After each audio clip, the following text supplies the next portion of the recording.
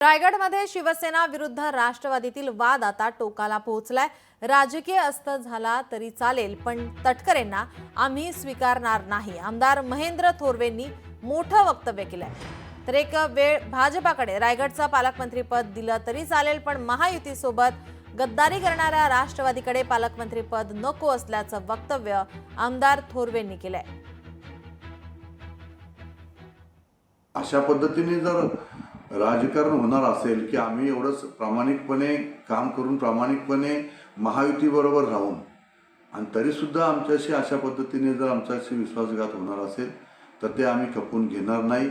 भले आमचा राजकीय अस्त झाला तरी चालेल, परंतु आम्ही तटकरे फॅमिलीला स्वीकारणार नाही, हे जाहीरपणे आम्ही त्या ठिकाणी आज दिवसभरात आम्ही सांगतो। आम्ही बऱ्याच सीटना सुद्धा आणि वरिष्ठांना सुद्धा तशा पद्धतीने कळवलेलं होतं।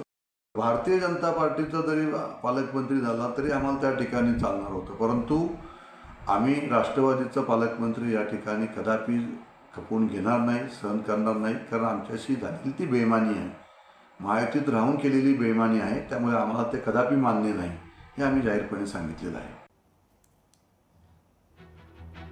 रायगडमध्ये आता वाद विकोपाला पोहोचलेला पाहायला मिळतोय। रायगडमध्ये शिवसेना विरुद्ध राष्ट्रवादीतील वाद आता टोकाला पोहोचतोय। राजकीय अस्तर झाला तरी चालेल, पण तटकरेंना आम्ही स्वीकारणार नाही, असं मोठं वक्तव्य आमदार महेंद्र थोरवे यांनी केलेले आहे। या ठिकाणी आदिती तटकरेंना पालकमंत्रीपद दिल्यानंतर आता राजकीय वर्तुळात चर्चा होतीये, तणाव वाढलेला पाहायला मिळतोय महायुतीतला।